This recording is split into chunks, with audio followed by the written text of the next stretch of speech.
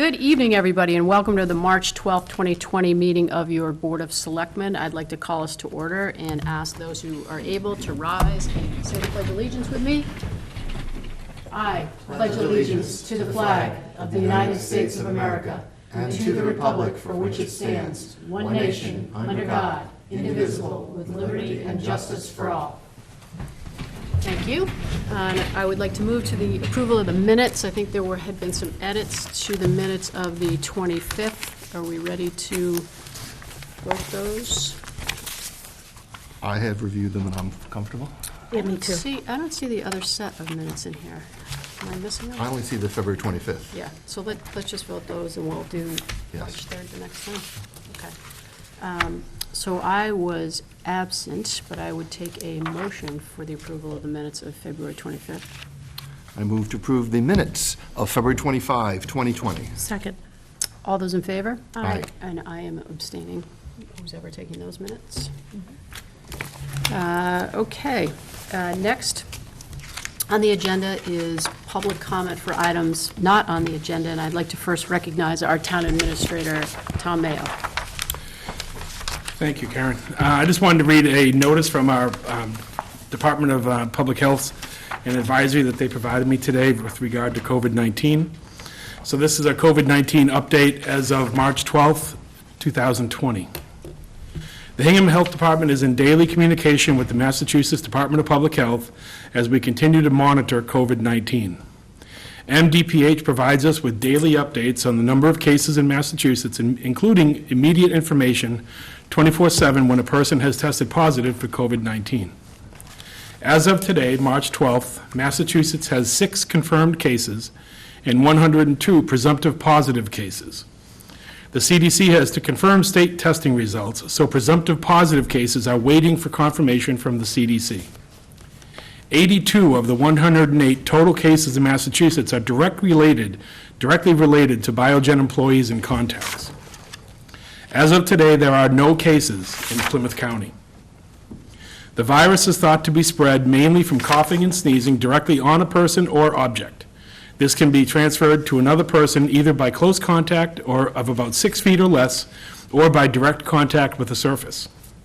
Older people or people of all ages with severe underlying health conditions like heart disease, lung disease, and diabetes seem to be at a higher risk of developing serious COVID-19 illness.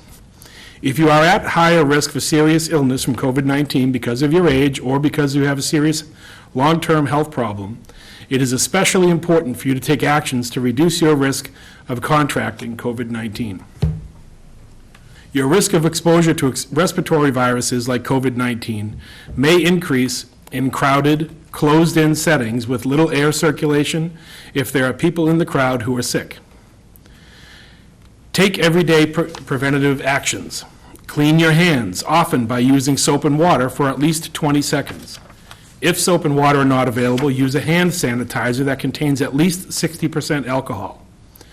To the extent possible, avoid touching high-touch surfaces in public places, elevator buttons, door handles, handrails, handshaking with people, etc. Use a tissue or your sleeve to cover your hand or finger if you must touch something. Avoid touching your face, nose, eyes, etc.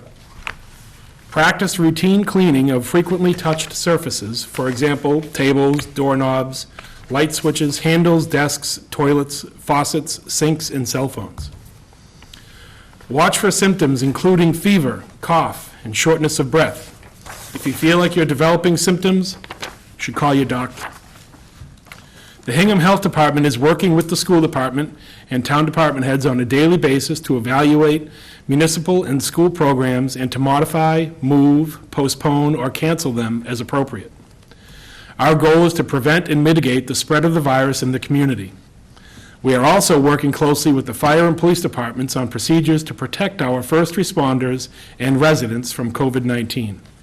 Again, as of today, there are no cases in Plymouth County.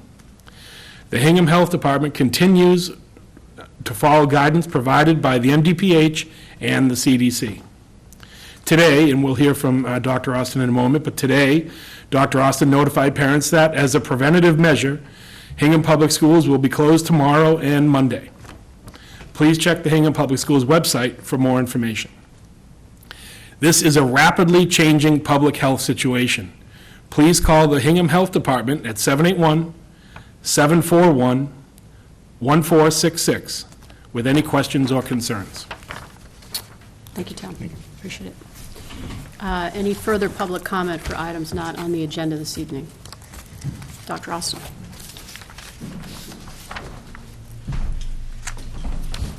Thank you very much, and thank you, Town Administrator Mayo, for that announcement of school closure.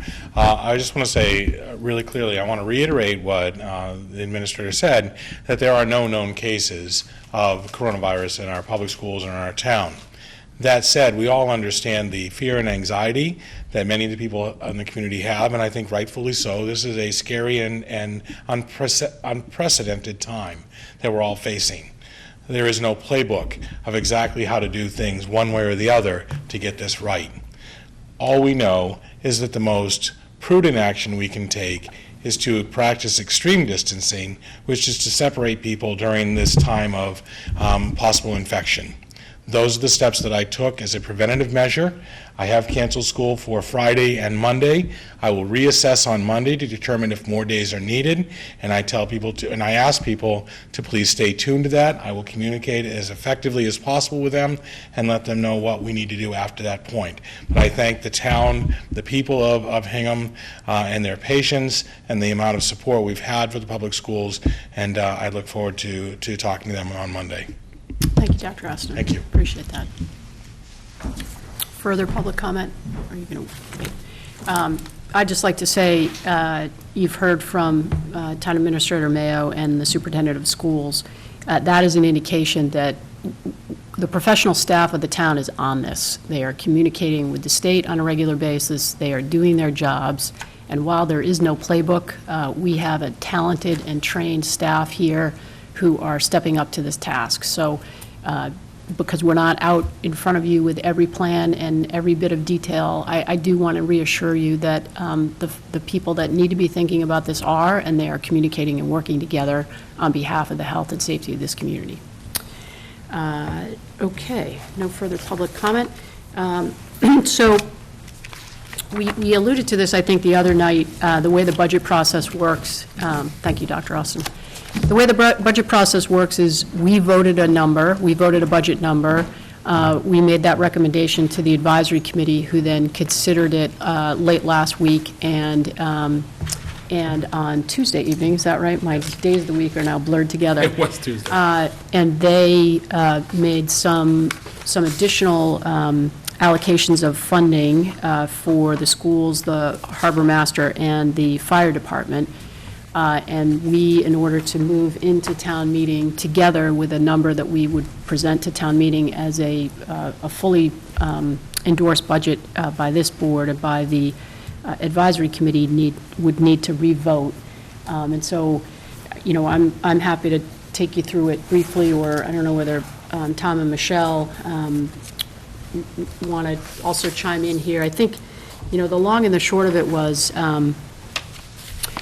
we had, as you know, we had moved to take out all additional requests that the school committee had formulated as their Tier 1 requests, and that we formulate on our side as Tier 1 requests, which produced a budget savings of a little over $190,000. And then we, in turn, this board in turn allocated that $190 between the schools and the town. The town administrator had pared down his list of additional requests to requests that totaled just over $87,000, leaving of that $190 about $102,000 that was allocated by this board to the schools. The vote of the advisory committee was to allocate an additional $30,730 to fire expenses for the purpose of fire promotional exam expenses, to harbor master payroll, to add some flexibility to the harbor master's budget to support the pump out boat, which is the boat that travels around and pumps waste from the boats that come into Hingham Harbor, and then about $21,000 allocable to the schools. And the $30,730 the allocation was made from the debt service line item, which actually is the amount of the debt service that rolls off our books that would fall otherwise to fund balance. I appreciated the fact that the advisory committee was careful in the allocation of these expenses as one-time expenses and not to ongoing expenses in the budget, because the savings from the fund balance the debt service roll-off is, again, one-time money. So I think that they were looking to make sure that they didn't have to, they weren't building an operational hole in the budget. I will say that the frustration that we heard here in the room about how hard it is to turn down very legitimate requests by all our departments and by our schools is something that the advisory committee continues to be very concerned about. So I don't know, you were both there with me, I don't know whether there's anything else.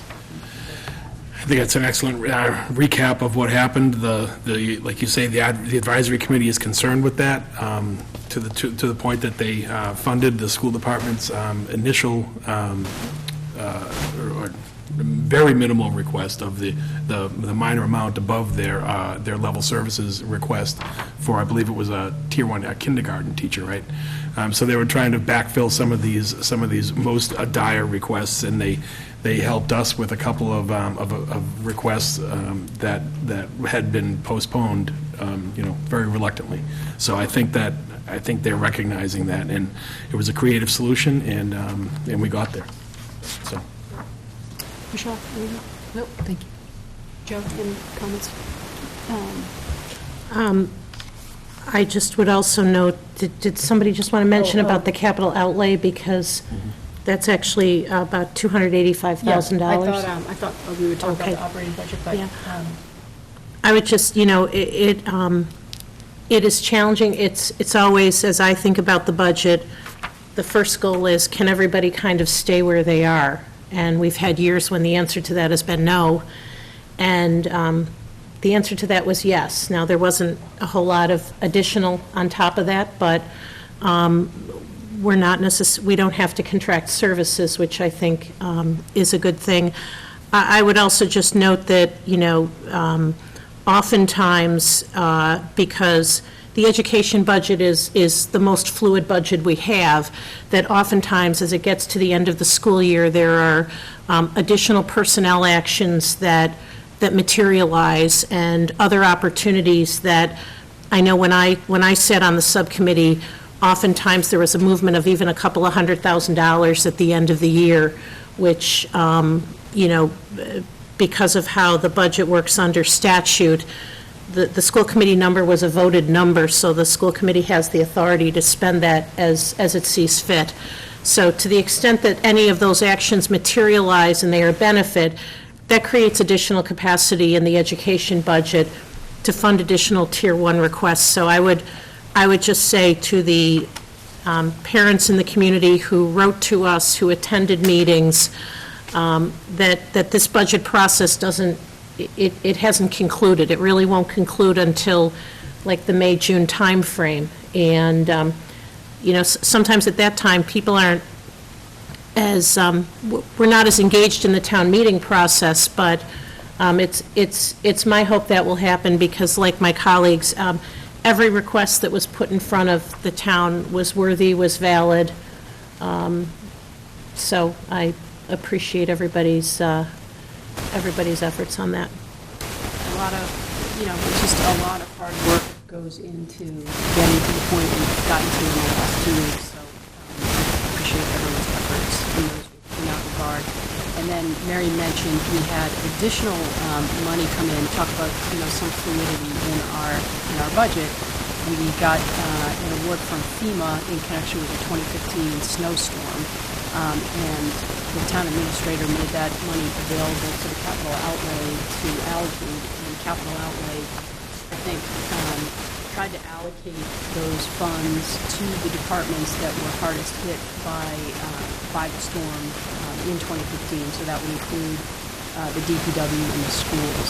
So is $284,500, not an insignificant sum of money. And it means that we can buy some mowers and dump trucks, and we can fix the tennis courts at the high school, and address some HVAC needs, some needs at South Elementary School, dump truck for the schools. And what ends up happening is, you get a dump truck for the schools or a new dump truck for DPW, and it means the town hall gets the old dump truck, which is now new to us. So we're repurposing, and is it me, Bob? Sorry. I gather there's some feedback, so I apologize for that. In any event, the capital number will increase by $284,500. The last thing I guess I'd say, and I'll open it up again to some discussion on the budget, is just how very, very impressed I was with the deliberations of the advisory committee over these last couple of weeks. Just an incredible group of people who work collegially to come to consensus around the allocation of scarce resources. And I was just particularly impressed Tuesday night with the level of detail that they went into when they were revisiting how to allocate the $190 and then the additional $30,000. And so, we have liaison assignments where we're attached to particular departments or initiatives in the town, and the advisory committee does likewise. So there are folks that sit around that table that have particular relationships with certain of the budgets. And their recall for the priorities of the department heads on, what they wanted and why they wanted it and why it should be a priority for the town, I was just amazed. And, frankly, some of this discussion was taking place at 10 or 11 o'clock at night. So the commitment of your fellow citizens, I think, to steward your tax dollars is just incredible. And I like to just take a minute and read their names because they're not on TV like we are. But boy, they are hardworking people. So Tom Bellier, George Danis, Libby Claypool, who does double duty also on the Capital Outlay Committee, Evan Sheehan, Andy McElhaney, Eric Haskell, Daveline Cooper, Ed Gatos, Nancy McDonald, Bob Curley, Julie Straley, Dave Anderson, Aaron Kelly, and Kathleen Almond. And I just have to recognize the incredible leadership of Victor Baltera, who is the chair of the advisory committee this year. So if you were here, I'd give you a round of applause, but please accept, I think, our admiration for the work that you do on behalf of the town. So I don't know if did you want to make any further comments about the capital budget? Did you want to make any comments, Michelle? Sure. Okay. Thank you. Just a quick moment. Michelle Ayer, 41 Hemlock Road, also chair of the Hingham School Committee.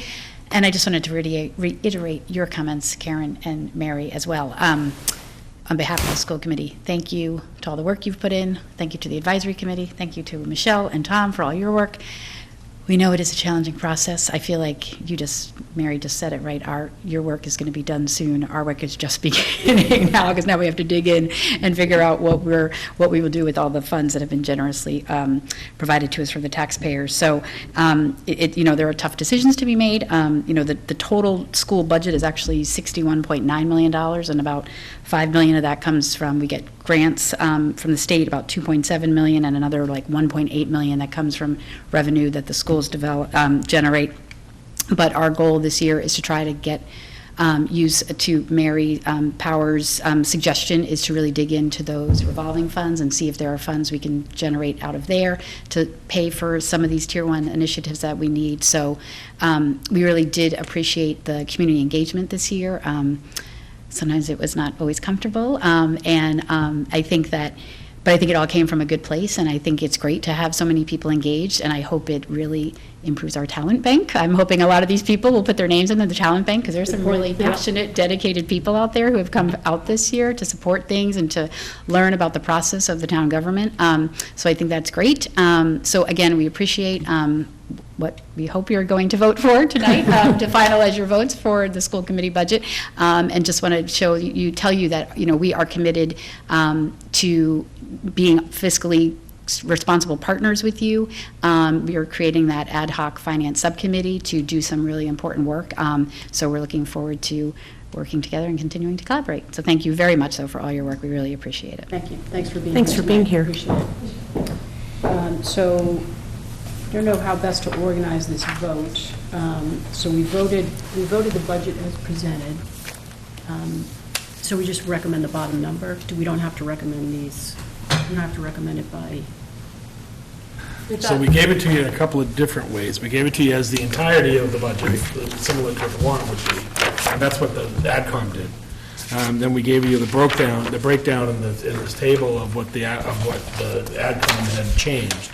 And then the vote list are just your total numbers. Okay. So So if we depending on vote the how you wanna do total, it. so these total numbers reflect the right, variance. yeah. Okay, all right. So I'm good with Tried to cover Thinking every ahead. possibility. that. Like, which way is she going to Which go? way are they gonna go? Did you take a motion? I would take a motion. I'm going to make a motion to recommend an FY 2021 non-school budget of $66,974,521. Second?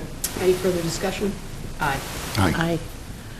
And I would move to recommend a fiscal year 2021 school budget of $56,730,985. Second.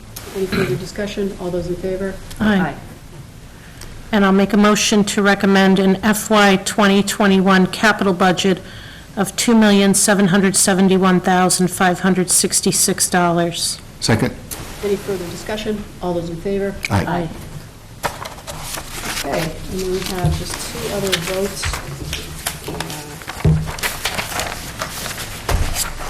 So you recall, was it Tuesday? It seems like a long time ago now, that Jennifer Young was here to talk about the Triad. The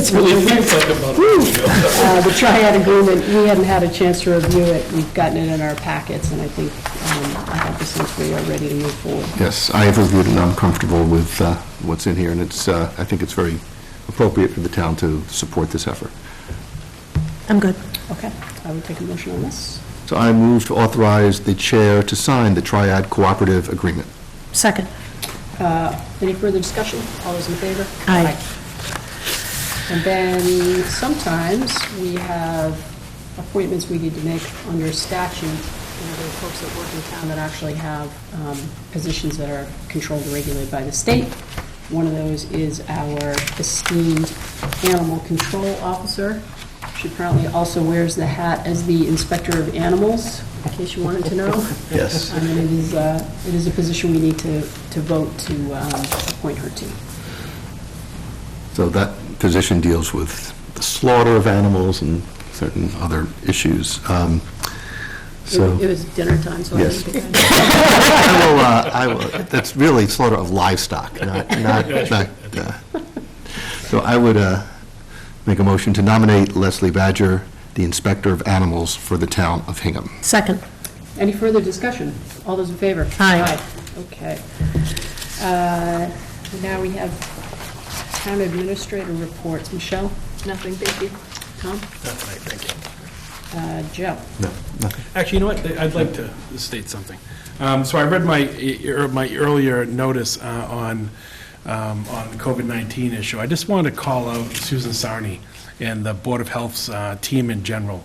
They have been working around the clock for weeks. They are extraordinarily professional. They work daily, 7 days a week with Dr. Austin, helping him navigate these, as he said, uncharted waters. She helps me on a regular basis, her and her team. And we're very lucky to have such a professional office that helps us keep a steady hand when you run into these, Absolutely. to extend the nautical team, these rough waters, right? Yeah. So anyway, she does a great job, and I just wanted to thank her for it.